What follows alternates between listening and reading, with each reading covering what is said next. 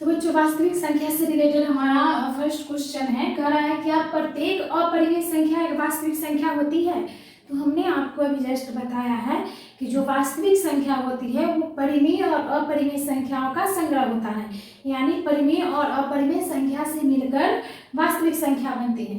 तो यहाँ क्लियर कर रहा है कि प्रत्येक अपरिमेय संख्या एक वास्तविक संख्या होती है। तो हाँ, ये हमारा सत्य हो जाएगा, है ना, क्योंकि हमारा जो वास्तविक संख्या है वो परिमेय और अपरिमेय संख्या का क्या है, एक संग्रह है। इसके अंतर्गत परिमेय संख्या भी आता है और अपरिमेय भी आता है, इसीलिए हमारा ये सत्य है, कारण हम बता दिए।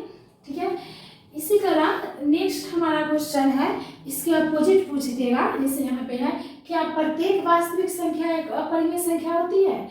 क्वेश्चन को देखिए, ट्विस्ट है, क्या है। एक में बोला है कि प्रत्येक अपरिमेय संख्या एक वास्तविक संख्या होती है, और दूसरा बोला है प्रत्येक वास्तविक संख्या एक अपरिमेय संख्या होती है। दोनों में अंतर है ना। तो ये हमारा सही हो जाएगा, लेकिन ये प्रत्येक वास्तविक संख्या एक अपरिमेय संख्या होती है, ये बिल्कुल असत्य है ना। ये हमारा बिल्कुल असत्य है, सत्य नहीं है। क्यों? क्योंकि हमने पढ़ा है कि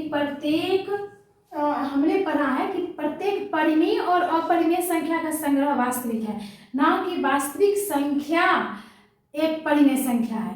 वास्तविक संख्या के अंतर्गत परिमेय भी आता है ना। वास्तविक संख्या अभी हम यहाँ पढ़े, वास्तविक संख्या के अंतर्गत परिमेय और अपरिमेय होता है, और यहाँ बोल रहा है कि प्रत्येक वास्तविक संख्या एक अपरिमेय संख्या होती है, जो बिल्कुल भी नहीं हो सकती है। क्योंकि अगर हम यहाँ देखें तो √4 = 2, 3 मान लीजिए ये आ रहा है, तो ये हमारा क्या है, परिमेय संख्या है ना।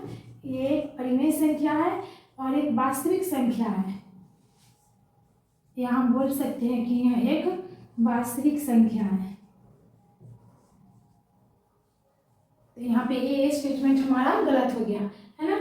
2, 3 √4 ये परिमेय संख्या है, इसके साथ साथ वास्तविक संख्या है, ना कि अपरिमेय संख्या है। ठीक है, उम्मीद है समझ में आ रहा होगा। अगर समझ में आ रहा है तो प्लीज़ चैनल को लाइक, शेयर और सब्सक्राइब जरूर करें।